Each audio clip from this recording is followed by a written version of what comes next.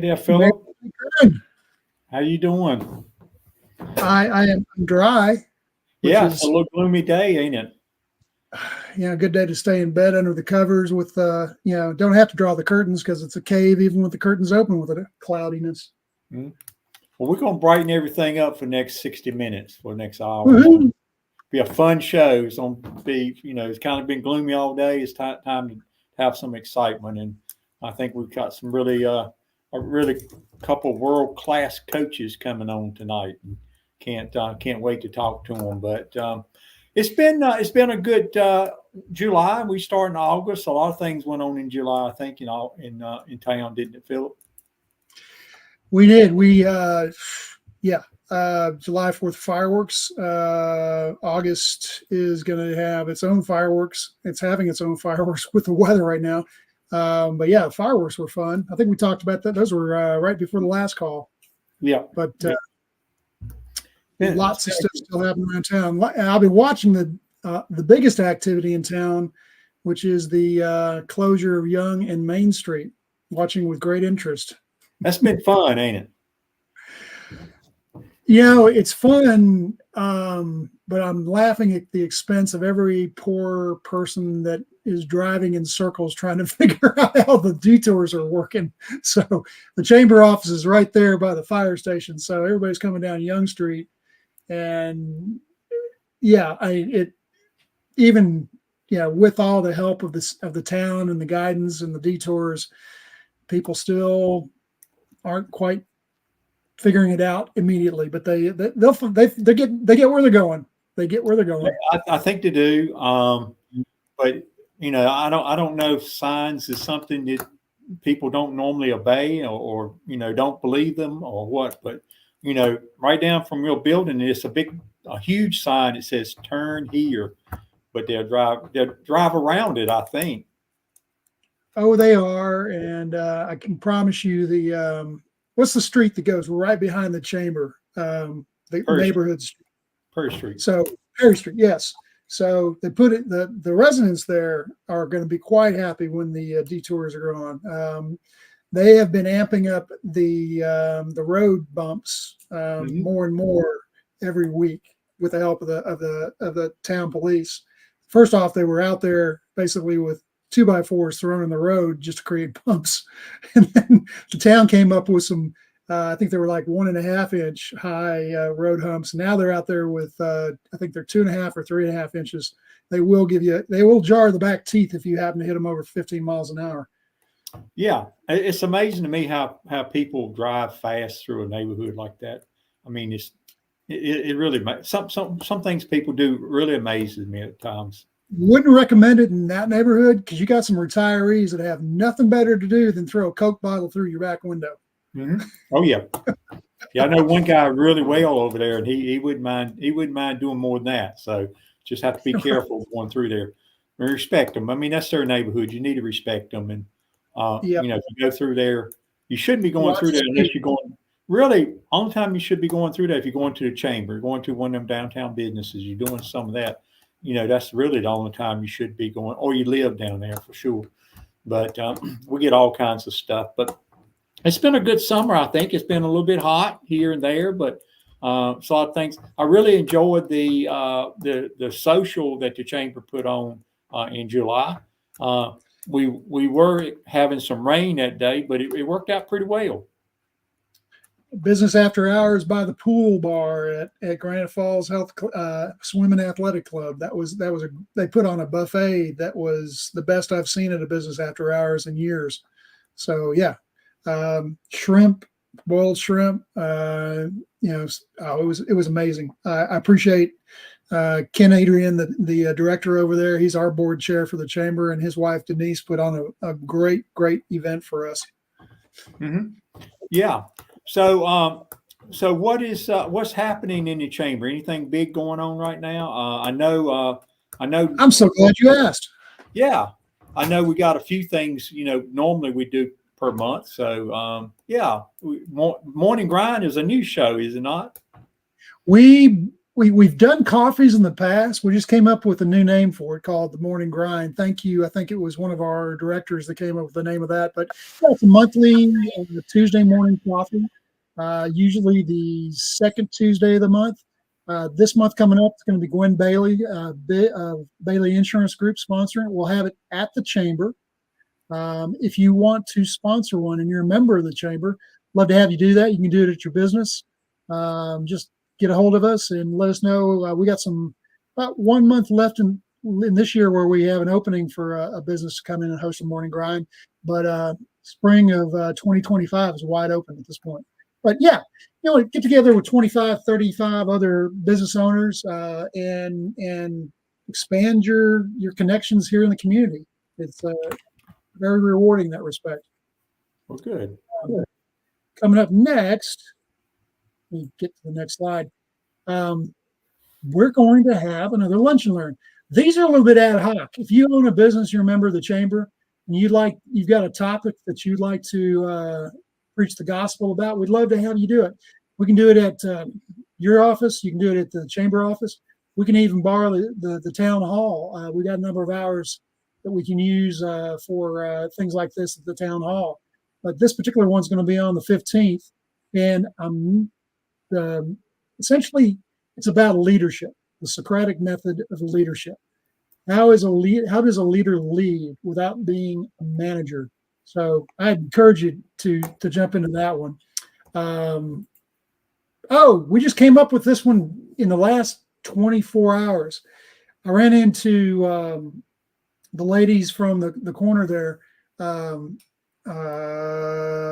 from Susanna's Antiques, Jenny, I believe. Yeah. And we were trying to come at the town and the chamber were trying to come up with something to help them while the corner is closed or while the intersection is closed. So what we're going to do is do a cash mob. So there's a date here somewhere that I can't read without my glasses. August 17th from 12 to 3.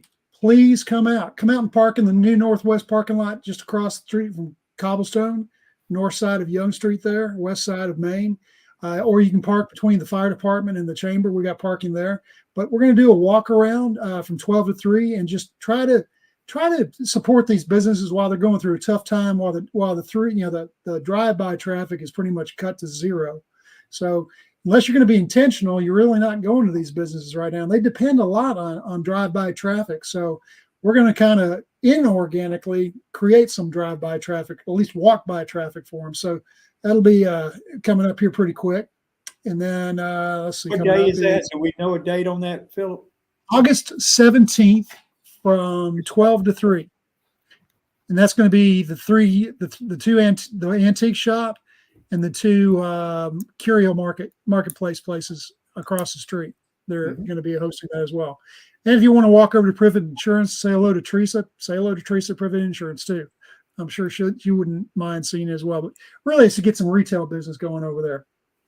Coming up, the town is putting on a Golden Years Expo, August 21st from 10 to 1. It's going to be at the Rolesville Community Center right over there by Town Hall.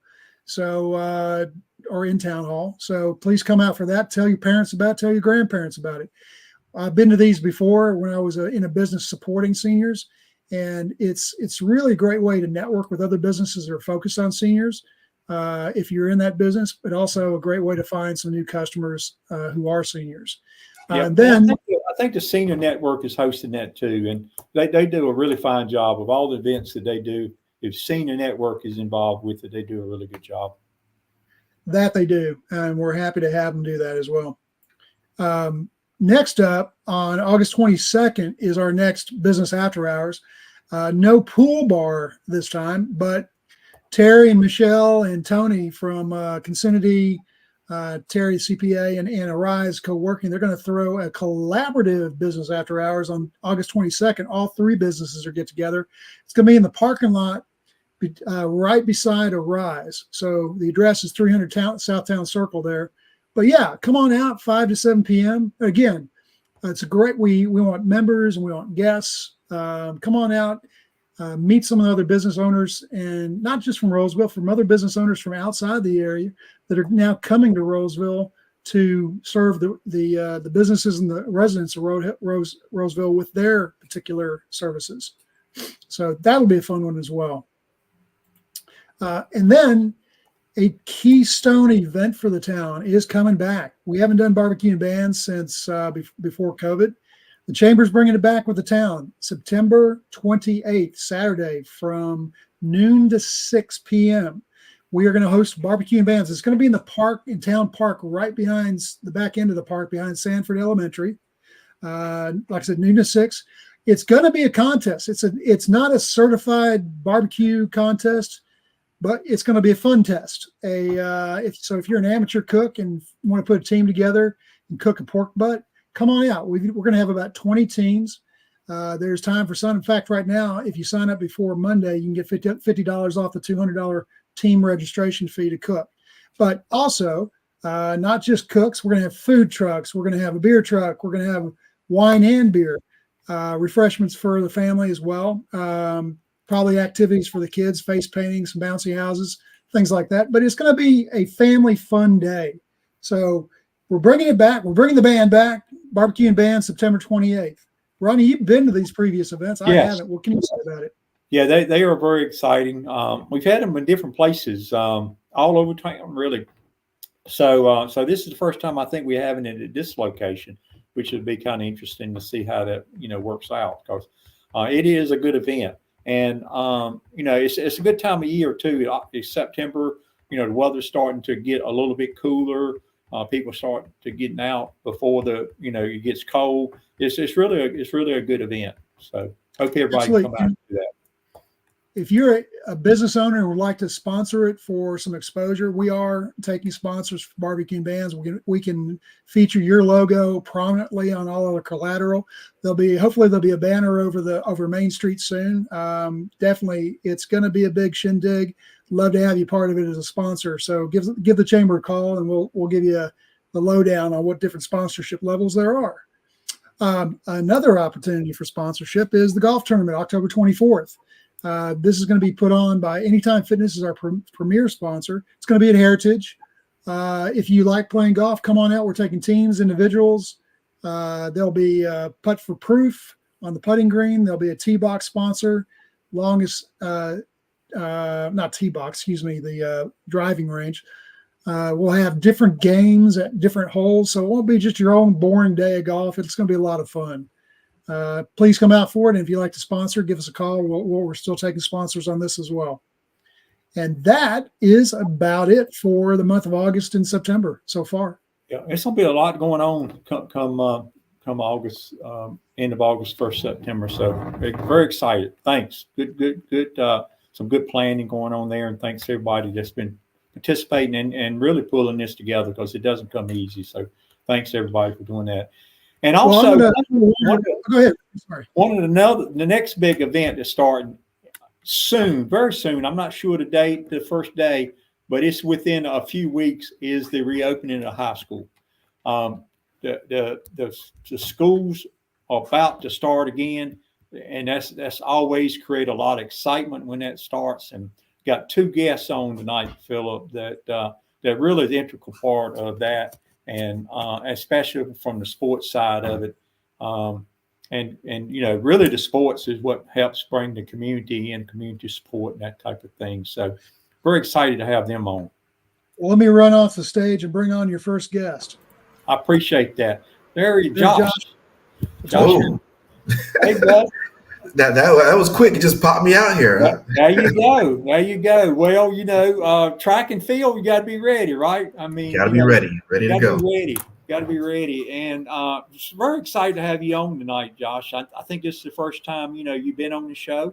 And I just want to get to know you a little bit, introduce you to the community, let the people in the community get to know you, get to know what you do out there and what you do the female team, I think, the women's team, right? Is that? Yes, I'm the women's head coach over at Rolesville High School. Yep. So kind of introduce them a little bit and let people know what they do. And just first of all, who is Josh?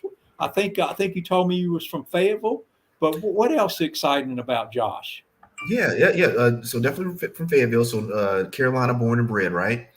Um, but as for me, my passion for track and field kind of started at a young age as an athlete myself in high school, and I was blessed to be able to run collegiately as well. I actually competed here locally at St. Augustine's College in Raleigh. So I was able to run for the legendary coach George Williams, USATF Hall of Famer, um, great coach, great person, great mentor, great person to have in your corner. And from there, I kind of transitioned into coaching. So I've been coaching for about 11 years. And through that process, with my track club, Track Explosion, as well as with the high school, been able to work with and mentor over 40 national All-Americans, meaning that these athletes finished at least top 8 in the country in their respective events. And we're just looking to keep the streak going. Yeah, it sounds like you building a nice little resume there. Right now the Olympics is going on. Oh, yeah. That's probably the most exciting thing. If you track and field, Mhm.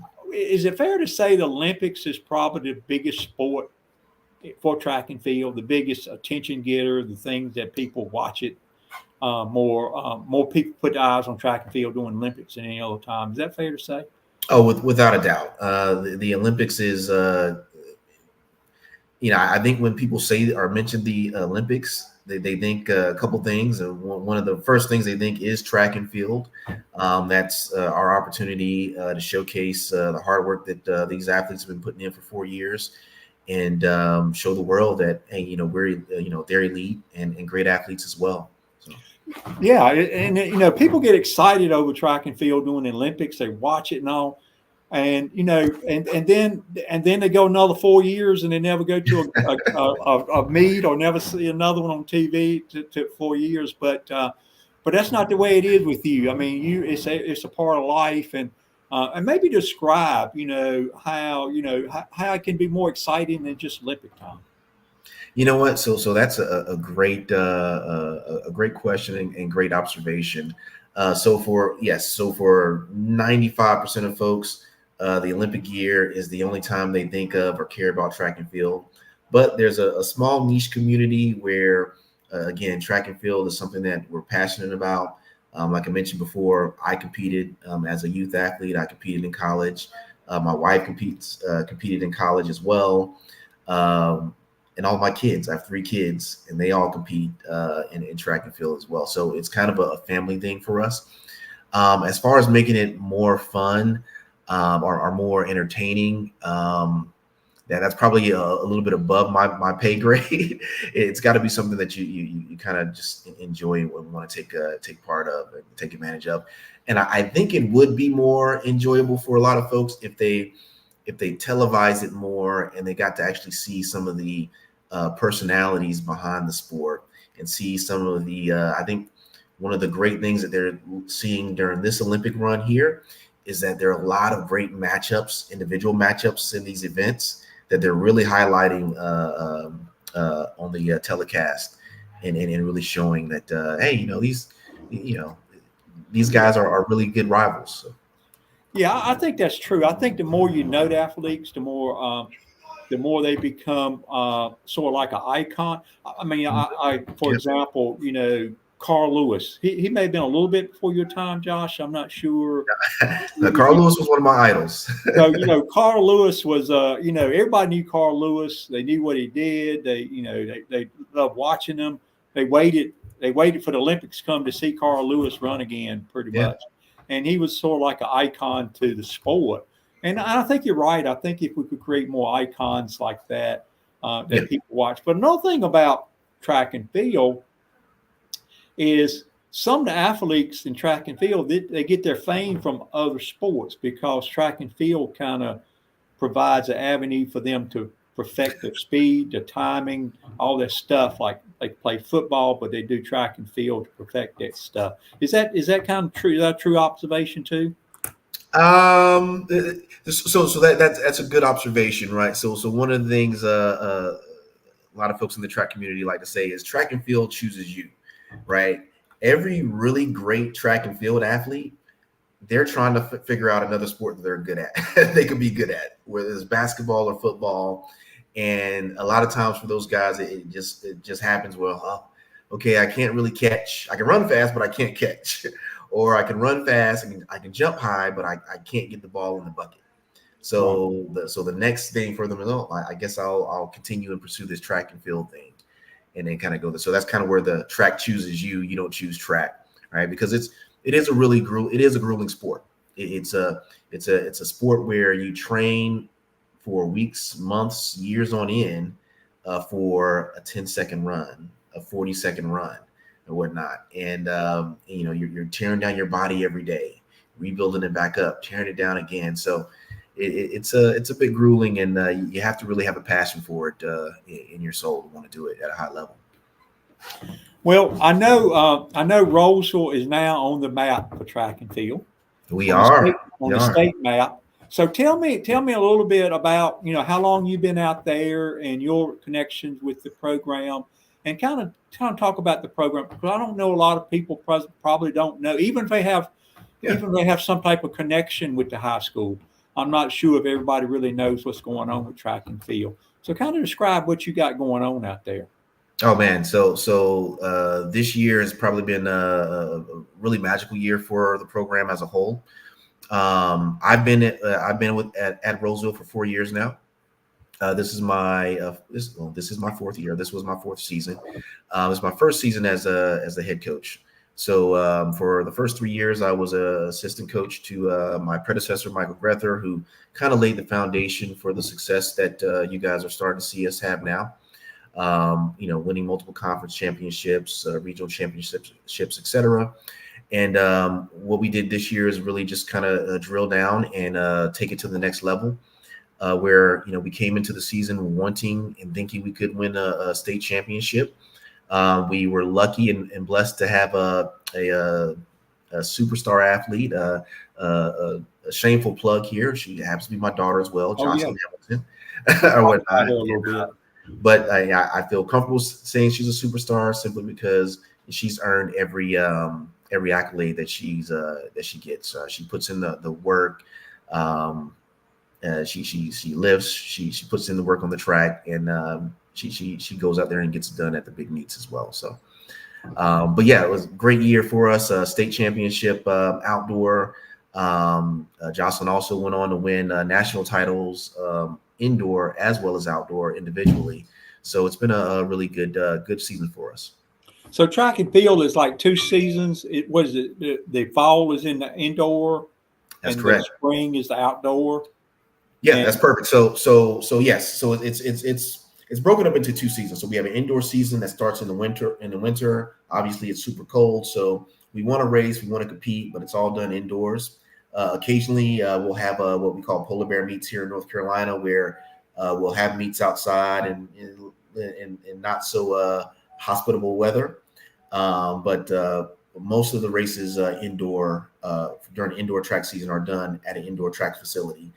For us in North Carolina, we either drive up to Virginia to compete, or we go to Winston-Salem and compete at the JDL Center down there. So when you approach the track and field for a season, is it like any other sport? You sort of set expectations and you sort of organize your team. How do you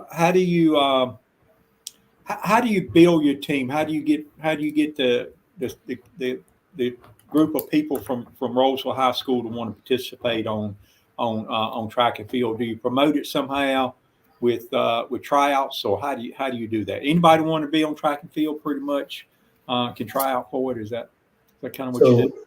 So great question. And historically, the way track and field has worked at a lot of high schools, it's kind of just been the sport that everyone comes out and they join the track and field team, and they're able to compete. I've kind of switched that model up a tad bit here, where I want it to be more like a basketball or a football team, where there are certain level of standards that you have to compete on our team.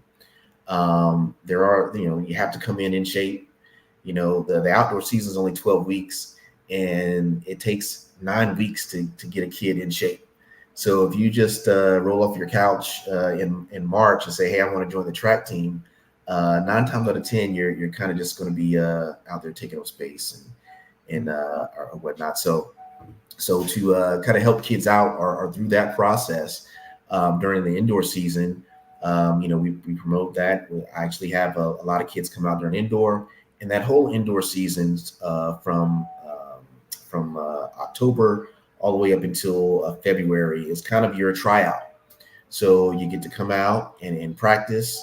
And if you've improved enough, then you'll get a ticket to get on the bus and go to the meets in Virginia or Florida or where we happen to be traveling that week, and you compete. But that indoor season is your tryout.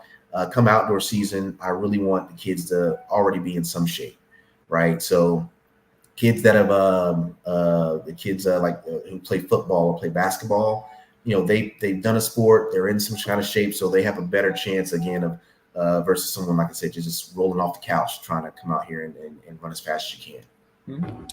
Let's talk about your team a little bit this past year, and then we'll try to get in a few comments on the upcoming year. Maybe we'll put some plugs in there. So past year, you won a state championship. I guess it's 4A, the big We are 4A, yes, sir. Category or class that the biggest class they have, which is pretty impressive for any school to be able to do that, because you're competing against probably schools from Raleigh, Charlotte, everywhere. Yep. So how did you do that? How did you put together a team that can win, that actually won? But I think it's pretty close. If I kind of looked it up, it was like 1 point. You won. It was very close. We squeaked it out by 1 point. But like I said, we came into the season with a pretty good feeling that with the pieces that were coming back, that we had a really good shot at winning. When you have an athlete like Jocelyn who could win 3 or 4 events by herself, that really gives you a good shot. And so the onus is on me to build the team around her. So build the young ladies up to compete and do well in their individual events as well. So we were able to win that meet by, we took 8 girls to the state championship, and we were able to win that meet. All 8 of those girls stepped up and had record performances at the state championship. Like, I had a long jumper, Jordan Rochester, who went in ranked 12th, right?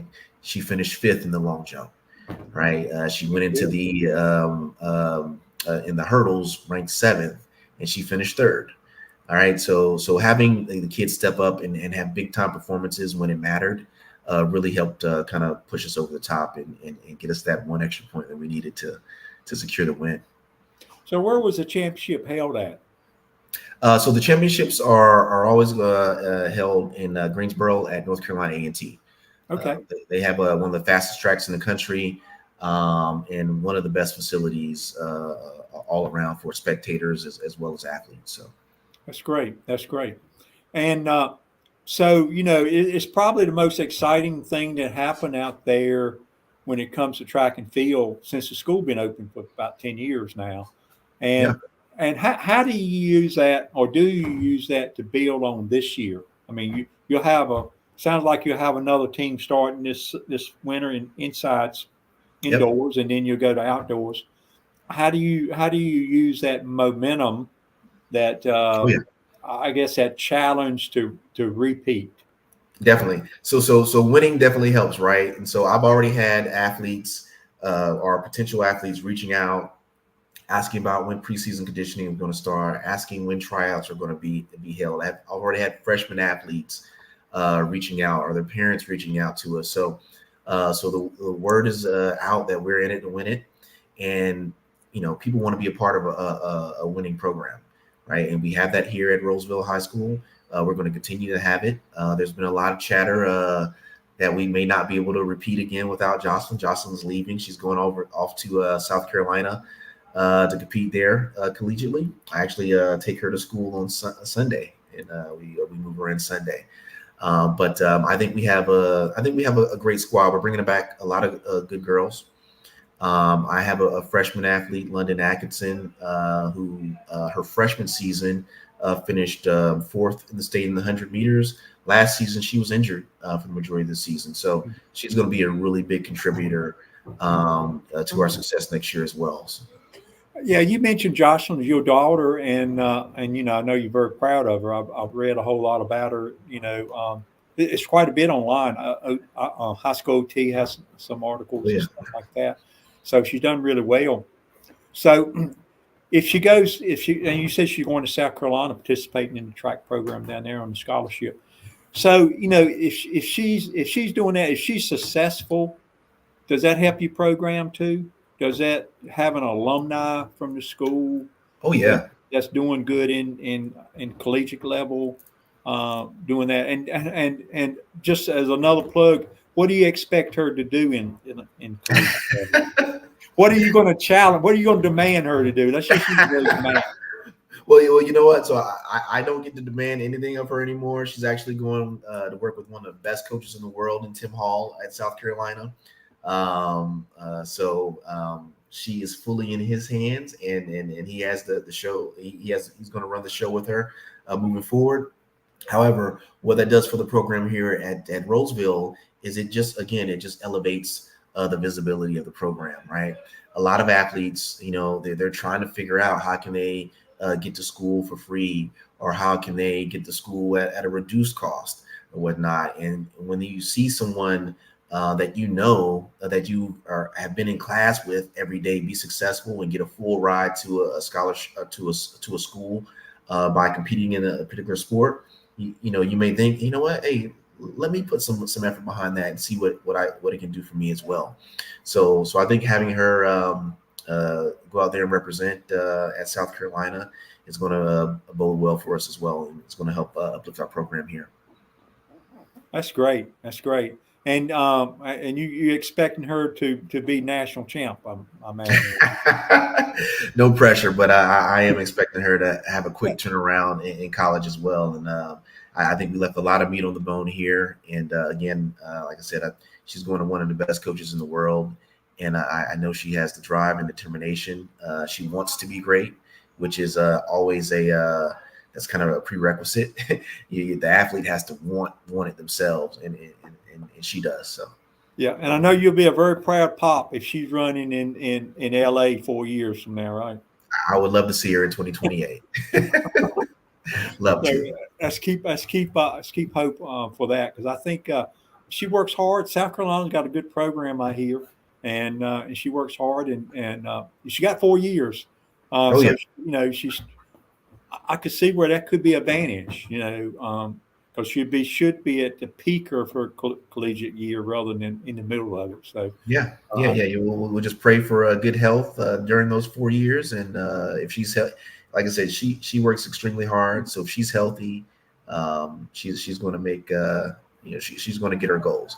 I think we came into this season, like I said, wanting to be state champions as a team, not just individually, but as a team. And we were able to accomplish that. Wanted to be national champions. She was able to accomplish that, and wanted to be Gatorade Player of the Year for North Carolina, and able to accomplish that. So she puts her mom behind something, and she makes it happen. She does. She does a really good job, and I know you're proud of her, and she makes the town very proud too. Our next guest, Josh, is somebody I think you probably know there. Just a little bit. One of your counterparts there with the football program. Do you help with the football program at all? I don't help with them specifically, but a lot of the football athletes come out and they'll work out with us in the spring, and they compete really hard, compete well, and hopefully get faster, and hopefully it shows on the field in the fall. You try to add a little speed for them, huh? Just a teeny bit. I got you. Well, thank you, Josh. I appreciate you coming on. I really enjoyed it. I've learned a lot about the track and field program in the last couple months, and I really appreciate you coming on. Glad to have you on. Not many times, there's not many coaches out there at Rolesville that says they have a state championship, and you one of them. So thank you for coming on the show. Appreciate that. Took a lot of hard work to get that, and thank you a lot for that. I appreciate it, Mr. Mayor. Thanks. And Coach Rack. My man. Let's see. All right, Coach. How you doing tonight? Good. How you doing, man? I'm doing good. Now I was just talking to Josh, and I think I took it from him. His season doesn't start to kind of when it gets cold this winter, so you got some time to lay back and on his couch. But you don't have no time, do you? No. You're starting off. You're starting off this weekend, just about. But Yeah. I think a lot of people. This is your second year out there, so as head coach, you've been out there longer than that. But this is your second year as head coach. I think a lot of people know you, but briefly, if you would, for people maybe joining for the first time, briefly introduce who you are and kind of what you got going on. How did you end up here at Rolesville High School for sure, and maybe for somebody that doesn't know you, know a little bit about you. Okay. Well, my name is Ranier Rackley. I'm from Jacksonville, Florida originally. I've been in the area now, 14, 15 years now. How I ended up in the area, I went to Elizabeth City State University. So I was actually in the area before Rolesville was even built. The city, I mean, the school itself was even built. And I've been in the area for a while now and started my coaching career at Leesville Road in 2016-17. And I was there until COVID year. And then I came over here at Rolesville in 2020 and been there ever since, man. So just a little backdrop of who I am and, where I come from. I played collegiately. I played a little professional football, coached a little bit of professional football. So I'm here and I love my Rams. I love being a part of Rolesville community and what it brings, not just the football or the school aspect, but just as a whole. I'm very excited to be a part of the town of Rolesville. I really, you've done a great job. You've been, I think the program's been going on for maybe 10 years now, give or take a year or two there. And you've been part of it for a while now, but last year was a really fantastic year, your first year. So how did you, how was your take on your first year as head football coach at Rolesville? Do you feel like you accomplished what you was set out to do? You feel good about last year? How did last year end up for Coach Rackley? If transparently speaking, a lot of times as a coach, you base your success off wins and losses, right? But for me, that's not what I based it off of. If you're a coach, you have that competitive edge to win games and things of that such. But for me, man, it's always about how my boys are conducting themselves outside of the football rink, how they're conducting themselves in the community, in the school, when no one's watching. That's what builds true character. And for me, it's the win-loss column. It takes care of itself. You're supposed to win games. You're supposed to do all that type of things, when it comes to sports and as a whole. But what are the things that people don't see? How are you getting your team GPA up? How many kids are you helping to get into college? How many kids are you helping become men in the communities and in their families? That's what it's about for me. So from an accomplishment standpoint, the accolades, that we accomplished, such as, winning the conference and, going to the fourth round of the playoffs and breaking records and all that stuff. Yeah, it's good, but they don't dictate who we are as a whole. And I think the biggest thing is you can never get satisfied. And going into year one, for me, it was a lot of challenges, preseason and during the season, because I was a new head coach and just had to kind of take what came with the territory, the naysayers and everything that come with it. But for me, I'm the type of guy that kind of block out that noise and keep going, because if I don't, I can get so caught up on it. And then also that matriculates to my players in a sense of let them get so caught up on the preseason rankings and what people saying that we're not, and all the rumors and all that other stuff that don't really help us win from within. That's one of the models that we go about is winning from within, because we could get so caught up on the outside noise. But I think, going 12-2 on a season, some coaches don't do that in their 5 to 10 years as a coach. And, but again, for me, it's one of those models. I'm not satisfied in just the win-loss columns. I want to continue to keep building these young men, continue to help these families out however I can, to help them get into school and continue to, follow out their goals. Yeah, over the last 3 or 4 years, I've talked to quite a few coaches from out there, and also a couple of the athletic directors in the past. And that's one of the things we always talk about, Coach, is that it's more than just a sport. It's really something that helps develop I mean, education is a big thing, the classroom, the school, the books, the tests, the SAT score, all that's important. But you said character, being able to handle situations, all that's important too. Yes, sir. And also it's sort of like giving a purpose to life to them. Yeah. It's giving them a purpose of something to do to keep them off of, minds getting on things that's not productive. And I really think high school sports does that better than anything else associated with high school. If you really can tag into a sport, that maybe band is another one, Yeah, because band kind of hooks with that. But I think high school sports is very important. And you mentioned academics, the scholarships and stuff. I don't know if you keep up with your the kids that you're able to place in colleges, but I'm sure you have quite a few that you do, and you see them go on and graduate, and probably pretty proud of them. How does that make you feel, knowing that somebody that you took under your wing to train and bring up since they were like 14 years old was able to go to college, but it probably would not have? How does that? How do you cope with that? Oh man, it's a blessing, because some of the most influential people in my life are coaches, right?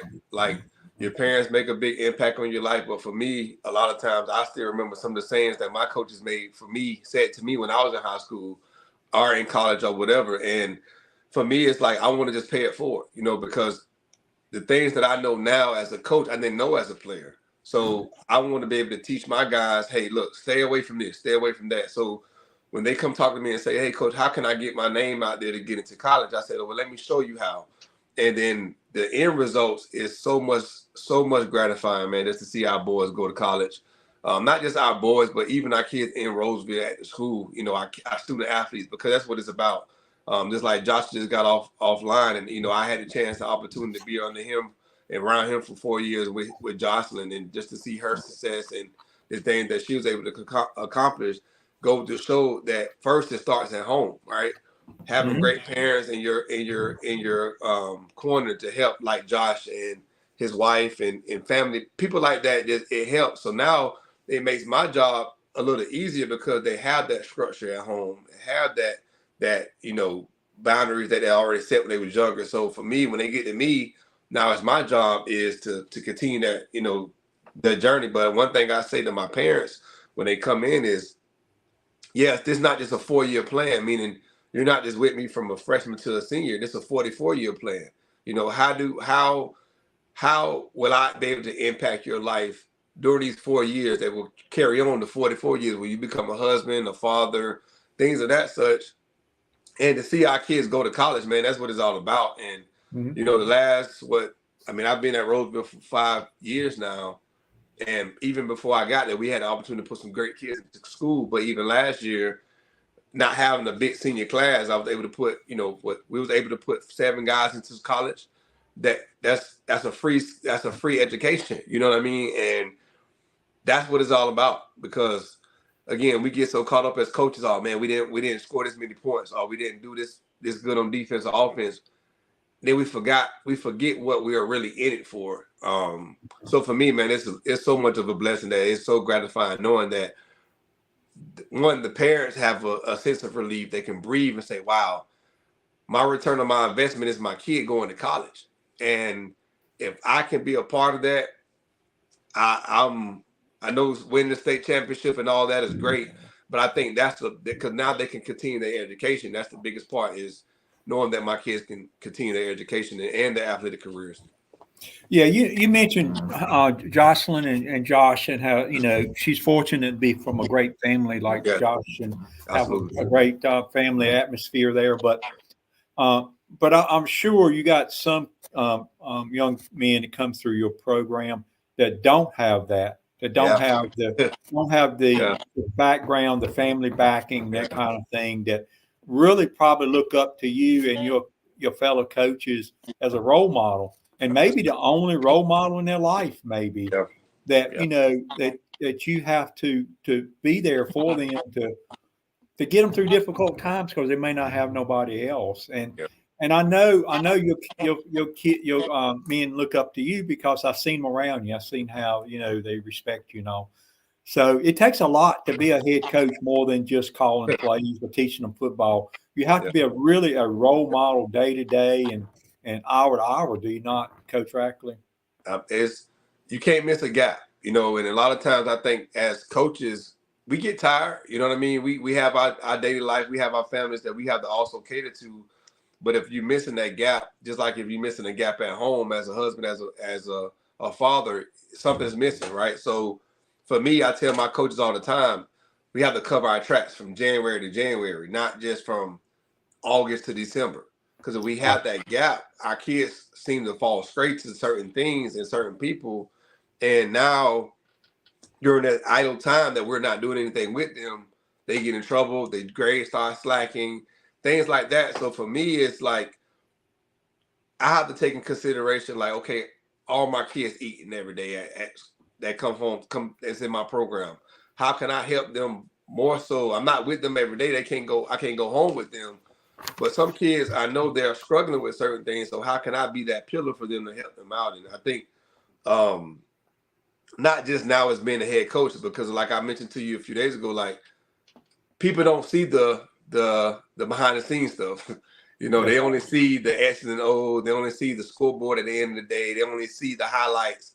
So they don't see the highlights behind the scenes in the sense of, what are we doing to help our kids, get rides to school or get rides from practice or helping them with tutoring. They don't see that type of stuff because we can't just build football players. The football part is easy. Some of these kids have been doing this since they was 5 years old.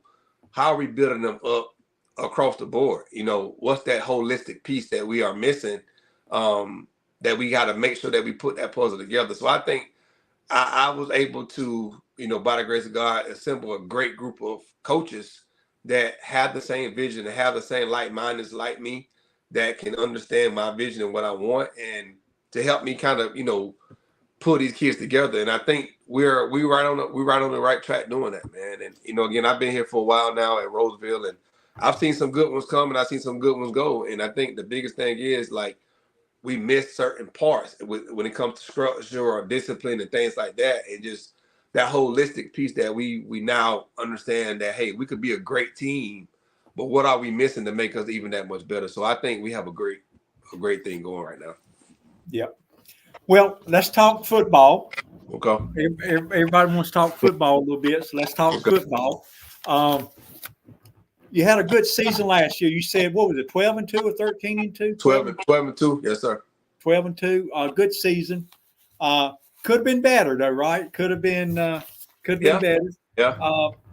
And you bring in a lot of those kids back. Is that what I understand? A lot. I shouldn't call them kids because they're much bigger than I am. But you bring in a lot of those young men back. Yes, sir. And did they grow any from last year? And what kind of team are you looking at this year? Man, last year we was really good. Like we was good, and we exceeded a lot of expectations, right? This team right here is different, though, and I think in the sense of they still have that bit in their mouth, they ready to spit it out and kind of go to chopping, because they have a taste and they have a chip on their shoulder that we left a lot out there last year. Very, very young last year, very young. 18 starters coming back this year, which is unheard of for some cases. Having that many starters coming back that was very, very productive is not. It's even on the collegiate level or even the NFL level, that's rare. Some guys leave and go to different programs or go to different schools or organizations, and you miss that piece. But the fact that we have 18 coming back, that's a good problem to have. And man, these kids haven't missed a beat from January. Seriously, like, we got in January doing off-season workouts, had our break during that period, and we came back to the spring workouts. I could count on one hand maybe 4 to 5 kids missed out of 80 plus since January. That's how you know that you have a program that's ready to get. And I say it in jokingly, but it really fit his way. I feel like we just lost the Carter Gibbons yesterday. And the fact that we now in August and the season starts in 2 weeks, really Saturday is like, it's unreal, but it goes back to show that these kids are really bought into what we are doing as a staff. I don't want to take the credit for myself, but as a staff, what we're trying to do, the standards is the standard. Like, if a kid don't understand what we're trying to do, I don't want to meet that standard. You can't be a part of it. We're a really tight-knit family, and the fact that we understand that we have 18 guys coming back and a few missing pieces that we need to put together that I feel like we have put together, it's on us this year. Again, we can't get caught up on the rankings and all that stuff. And on paper, we the best team in the state, right? On paper. But we still have to play football on Friday nights. And I think one thing me and my coaches are good at doing is we're not preparing our kids for Friday nights, right? We prepare them for Saturday mornings when they go to college. Because if you prepare your kids on the level they're at, they only go want to settle for mediocrity. They only want to settle for being great on this level. What about the level next up? And I think we're doing a great thing, man. But I'm excited. I'm excited. I bet. I'm excited, man. I'm excited. So it's here now. I call it dog days of summer. We've been going 7 days, almost a week for the last 2 weeks, and I mean we're here now, man. So I'm ready. Yeah. I'm excited. Yeah, you said it looked good on paper, but I thought I saw on highschoolot.com that they have your team as number 1 in the state of North Carolina, above several of those Charlotte teams out there, all the private schools, everybody in the state high school level. Where do you go from there? Do you use that as advantage, or is that really a big target they got on your back?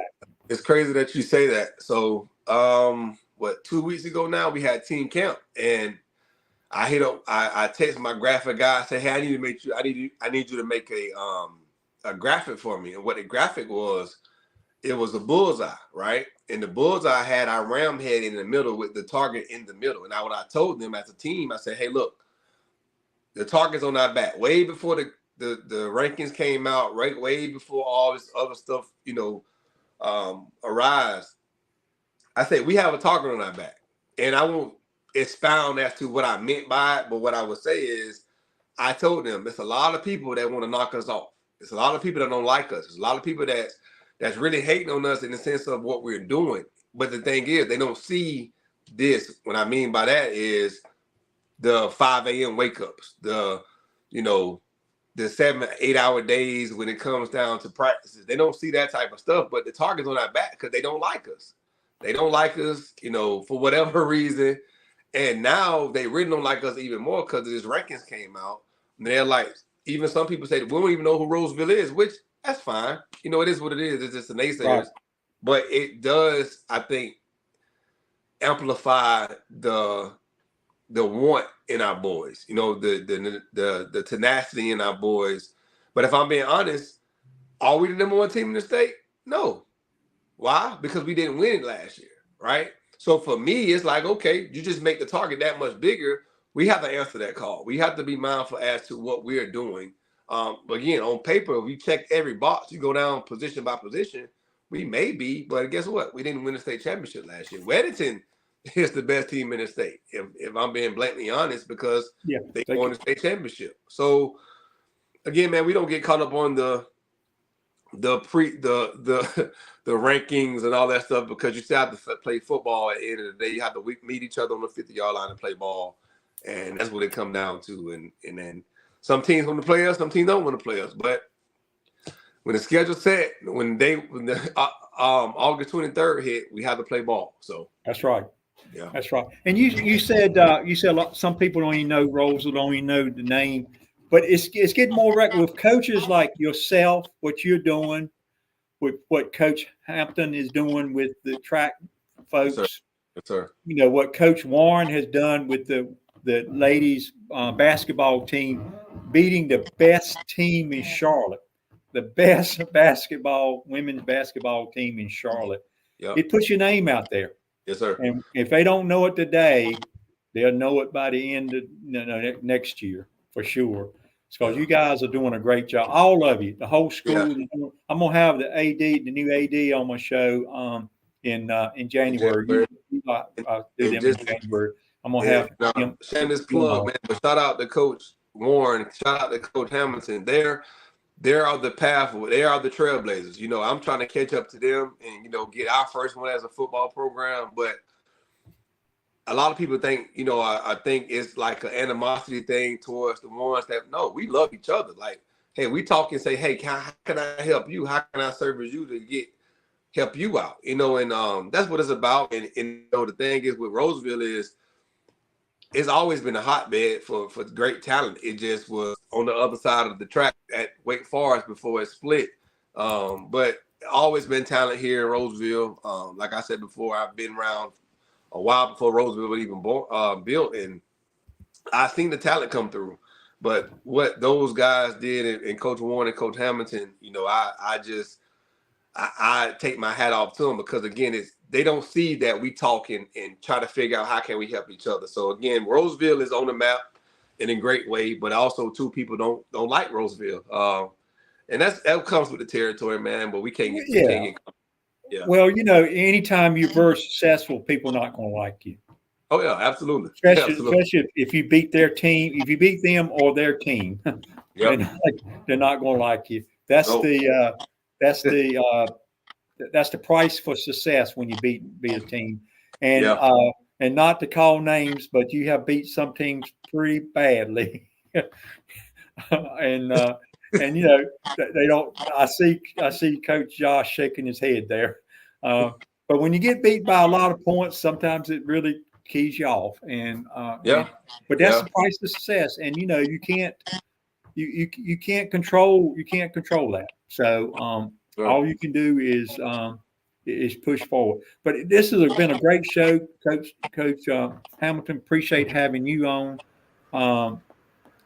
Coach Rackley, appreciate having you on. I'm looking really forward to this season.